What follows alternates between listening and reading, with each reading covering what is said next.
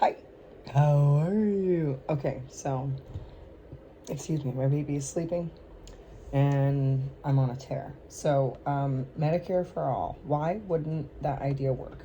That everyone, specifically Hassan Piker, talks about how that would like solve everyone's problems, right? But the deal with Medicare is if you don't pay into Medicare, you cannot draw from Medicare. Okay, makes sense. So if you have chosen to like pay the lowest amount of withholding or zero withholding for years, that affects you. Like, life is solitaire. You can't like really cheat solitaire. You just like end up cheating yourself.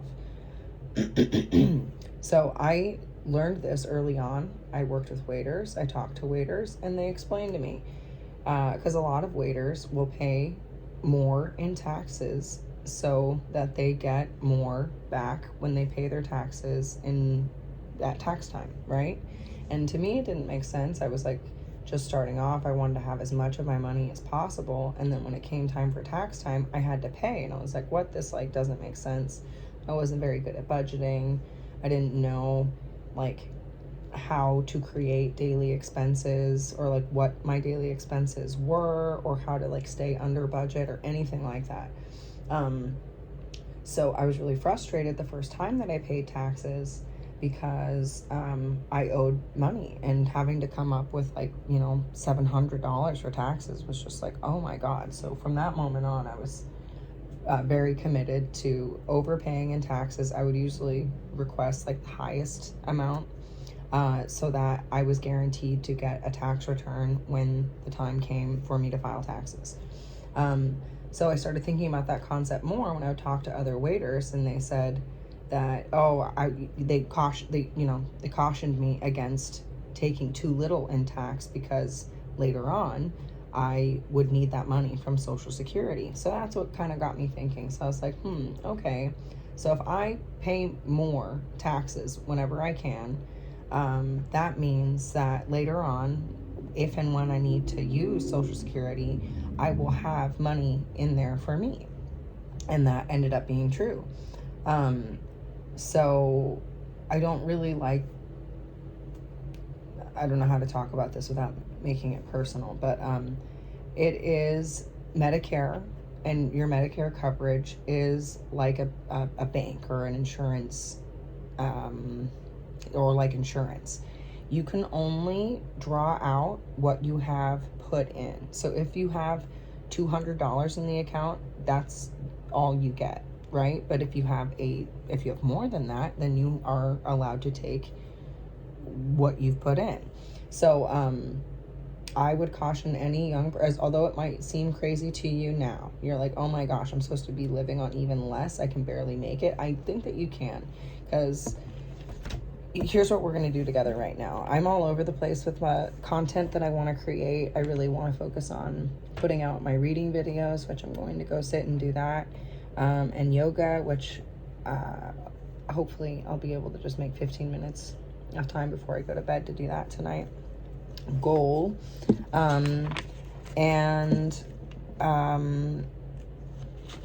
but I think this is the most important thing that I can talk with anybody about. So let's do the budget, because once you know how much money you need to earn every day to keep the lights on, to pay for whatever it is that you need, then you know how much you need to earn even on your days off, to just cover your expenses. And no one wants to just cover your expenses. You want to be able to do more than that.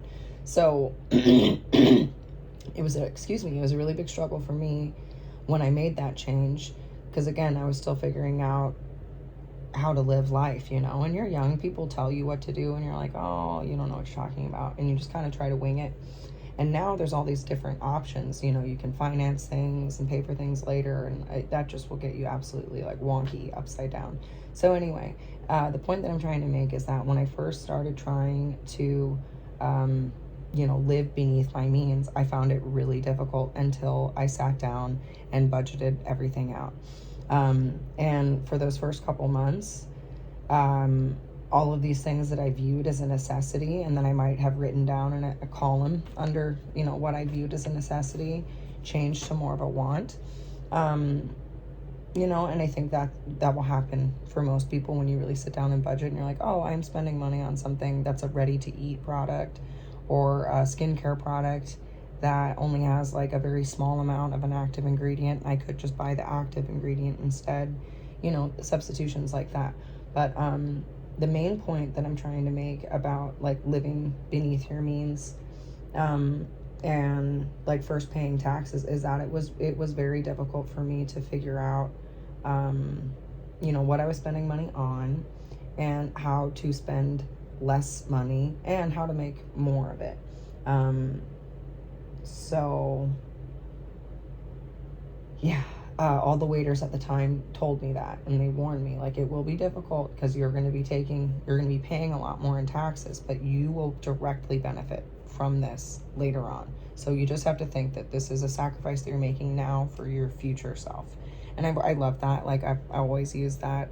And it's hard when you're young to pay more in taxes. But at some point you do want to have kids, and you won't always be able to pay that higher tax rate.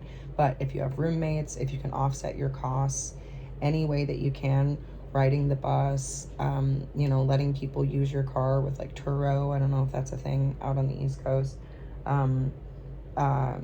There's a lot of ways to be able to finance some of the expensive choices you've made.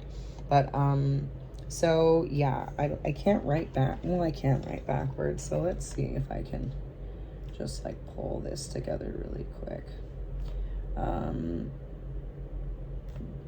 My budget. I did it. Okay. So, in your budget, you're going to include, your rent. That's like your number one expense for most people. Okay. Your phone.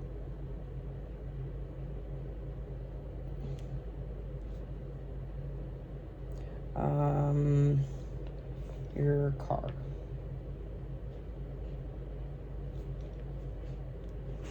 And the insurance.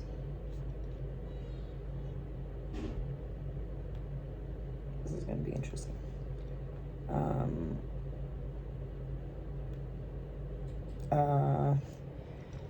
Rent, phone, your utilities. So every place has like a different combination. Utilities. So got to kind of do the math and figure out, if you are staying in an apartment, what your landlord pays for and what you pay for. That can include your trash, your sewer, your water bill, your electricity. Sometimes they charge you to like maintain the yard.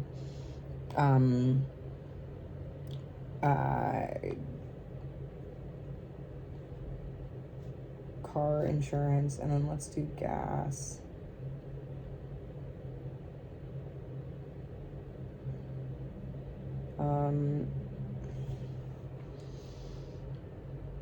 Food. And the easiest way for you to like figure out what your budget is see what you're spending. Just roughly. If you have to guesstimate, great. If you have like the actual figures, then that's great. So let's just keep it, let's try to like have it be accurate. I think most people, if they live alone, which it seems to me like most people do rent their own apartment, and to rent your own apartment is like, it's about $2,000. Should we do West Coast prices? If we do West Coast, then you'll be like pleasantly surprised when it's less. So let's just do I'm just gonna not write the numbers. Let's focus on the columns and then the figures afterwards. rent, phone, car insurance, gas. Those are all the expenses just for the car. Food, utilities.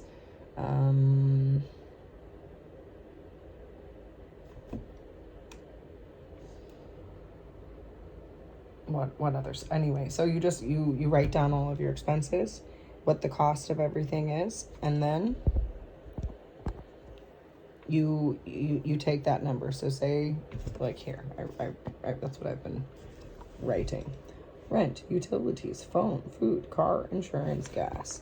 And then whatever your expenses are. So you add up all of those numbers. And then you divide that number by 31.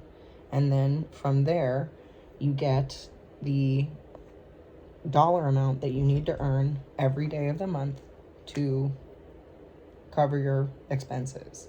And anything over that is for savings.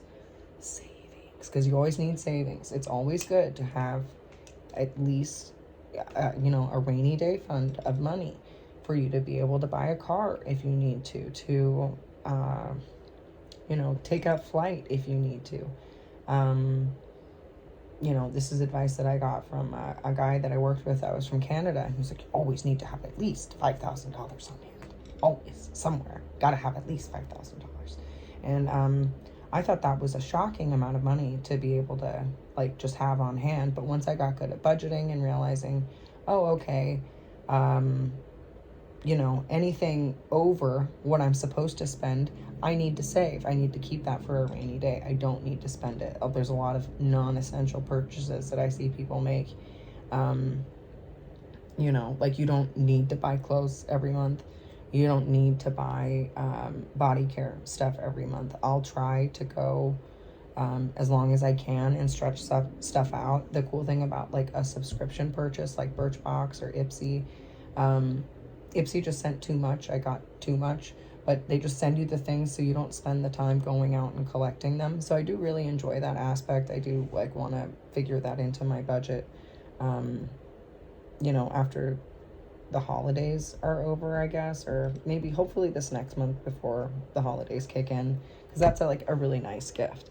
But anyway, the point of me bringing it up is that when you know how much you need per day, for me, when I did it, I needed to make $81 a day, which isn't that much. That's pretty doable. It's less than $100 a day. And I had already factored in that I wanted to put money into savings because I had a goal. I wanted to buy a car.